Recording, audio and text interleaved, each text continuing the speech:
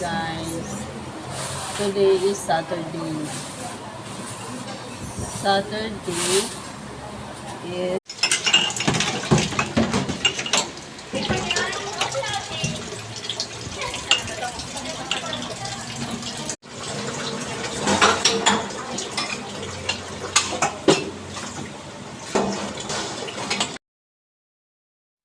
sa buhay.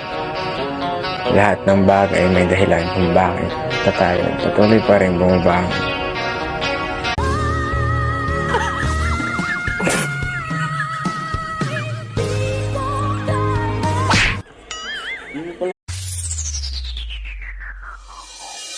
This is the police speaking.